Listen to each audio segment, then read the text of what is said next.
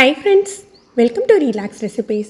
இன்னைக்கு ரொம்பவே ஸ்பாஞ்சியான சாஃப்டான ஒரு ஸ்வீட் ரெசிபி தான் பார்க்க போகிறோம். எல்லா பிள்ளைங்களுக்கும் ரொம்ப பிடிச்ச மாதிரி இருக்கும். மால்புவா ரெசிபி வீட்டில் உள்ள பொருட்களை வச்சு எப்படி பண்ணலாம் அப்படின்னு சொல்லிட்டு பார்க்கலாம். ஒரு 1/4 கப் அளவுக்கு தயிர் எடுத்திருக்கேன். அதிகம் புளிக்காத தயிராக எடுத்துக்கோங்க. இதில் ஒரு 1/4 டீஸ்பூன் உப்பு, 1/4 டீஸ்பூன் சோடா உப்பு, ஆப்ப சோடா சொல்லுவோம் இல்லையா, அதுவும் சேர்த்துக்கலாம். ஒரு 2 டீஸ்பூன்லேருந்து 3 டீஸ்பூன் சீனி சேர்த்துக்கலாம். இதில் ஒரு 2 டீஸ்பூன் நெய் சேர்த்துக்க போகிறோம். நெய் இந்த மாதிரி தயிர்லேயே சேர்த்துக்கிறதுனால உங்களுக்கு நல்ல ஒரு வாசமாக இருக்கும். அதுக்காக நெய் சேர்த்துக்கிறோம். முதல்ல இதெல்லாமே நல்லா மிக்ஸ் பண்ணி விட்டுக்கலாம். தயிரில் உப்பு சோடாப்பு சேர்க்கையில் கொஞ்சமாக நுரைச்ச மாதிரி வரும். அப்படி வந்த பிறகு நம்ம மாவு சேர்த்துக்கணும்.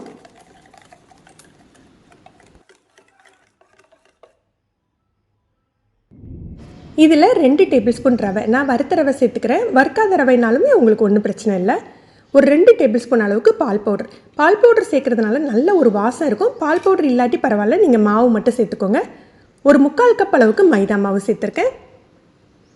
ஒரு 1/4 கப் பால், கொஞ்சமாக தண்ணி சேர்த்துக்கலாம். நீங்கள் பால் சேர்த்து மிக்ஸ் பண்ணிவிட்டு கூட தேவைப்படுற அளவுக்கு தண்ணி சேர்த்துக்கோங்க. இதெல்லாம் நல்லா மிக்ஸ் பண்ணிக்கணும். கட்டி இல்லாமல் கரைச்சிடுங்க. தோசை மாவோட கொஞ்சம் தின்னமாக இருக்கணும். அந்த பதத்தில் கரைச்சி எடுத்துக்கலாம்.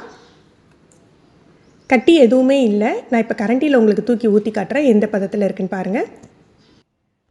ரவை சேர்த்துருக்கிறதுனால கொஞ்சம் நேரம் கழித்து கட்டியாக வாய்ப்பு இருக்குது. அப்போ நம்ம சுடையில் கொஞ்சம் தண்ணி சேர்த்து இதே பதம் வர்ற மாதிரி பார்த்துக்கோங்க. இது ஒரு 5 நிமிஷம் மூடி வச்சிடலாம். அதுக்குள்ளே நம்ம சுகர் சிரப் தயார் பண்ணிடலாம். 1 கப் சீனி, அதில் 1 கப்புக்கு கொஞ்சம் குறைவாக தண்ணி சேர்த்துக்கோங்க. இதுக்கு கட்டியான பாகு எதுவுமே தேவையில்லைங்க. ஒரு 1/2 டீஸ்பூன் ஏலக்காய் தூள் சேர்த்துருக்கேன். கொஞ்சமாக குங்குமப்பூ ஃப்ளேவருக்காக சேர்த்துக்கணும். குங்குமப்பூ இல்லாட்டி பரவாயில்ல, உங்களுக்கு ஏதாவது ஃப்ளேவரிங் வாசனை வேணும்னா நீங்கள் அந்த சிரப் கூட சேர்த்துக்கலாம். ஃபுட் கலர் நம்மளுடைய ஆப்ஷனல் தான். நான் எடிபிள் ஃபுட் ஜெல் தான் சேர்த்துருக்கேன். நீங்கள் விருப்பப்பட்டீங்கன்னா நேச்சுரல் ஃபுட் கலர், பீட்ரூட் பொடி அந்த மாதிரி சேர்த்துக்கலாம். குலோப் ஜாமுனுக்கு வைப்போம் இல்லையா, பிசுக்கு பதம், அந்த ஸ்டிக்கி கன்சிஸ்டன்சி இருந்தால் போதும். இது கரெக்டாக இருக்கும். அடுப்பு அணைச்சி வச்சிடலாம். இது அப்படியே எடுத்து வச்சுருவோம். நம்ம பாகு பதம் எடுக்காதனால எலுமிச்சம்பழம் புளியணும்னு அவசியம் இல்லை. இது கட்டியாகாது. எண்ணெய் சூடானாக்கில் மிதமான தீயில் வச்சுக்கோங்க. இதுக்கு நம்ம சூடான தீயில் பொரிச்சு எடுக்கக்கூடாது. மிதமான தீயில் இருக்கட்டும். இப்போ மாவு ஒரு தடவை கரைச்சி விட்டுட்டு நம்ம ஊற்றிக்கலாம். நமக்கு எந்த சைஸில் மால்புவா வேணுமோ அந்த சைஸ் கரண்டி எடுத்துக்கோங்க. ஒரு கரண்டி மாவை நீங்கள் பரத்தி விட வேண்டாம். அப்படியே ஒரே இடத்துல விடுங்க. அதுவே தன்னால் பொரிஞ்சு எலும்பி வந்துடும். நம்ம வச்சுருக்க பாத்திரத்துக்கு தகுந்தாப்பில் நீங்கள் செஞ்சு எடுத்துக்கலாம். நீங்கள் சின்ன இருப்பு சட்டி வச்சிங்கன்னா ஒன்றா சுட்டுடுங்க. இந்த மாதிரி இல்லது அகலமான அடி இருந்தது அப்படின்னா நீங்கள் 2 அல்லது 3 போட்டுக்கலாம். அது மிதமான தீலையே பொரிஞ்சு வரட்டும். இந்த மாதிரி லைட்டாக பூரி மாதிரி பொங்குனாக்கில் நம்ம திருப்பி விட்டுக்கலாம்.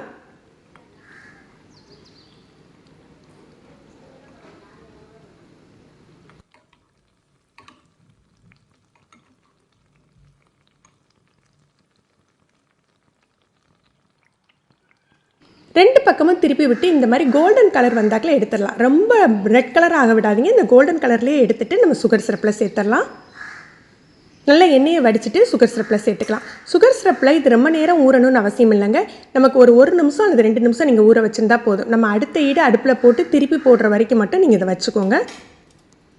லைட்டாக ப்ரெஸ் பண்ணி விட்டுடலாம், மேலேயும் சுகர் சிரப் படுற மாதிரி.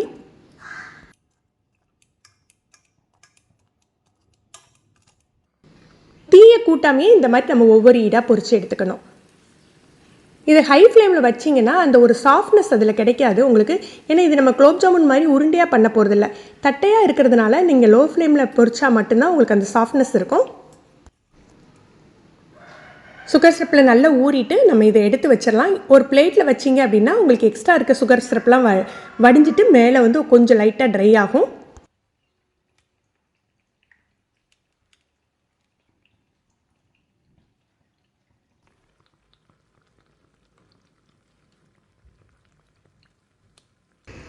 சுகர் சிரப்போட ஈரப்பதம் இருக்கையிலேயே பாதாம், பிஸ்தா எது வேணாலும் நம்ம துருவி சேர்த்துக்கலாம். நான் இன்றைக்கி கொஞ்சம் பிஸ்தா ஃப்ளேக்ஸ் சேர்த்துக்கிறேன்.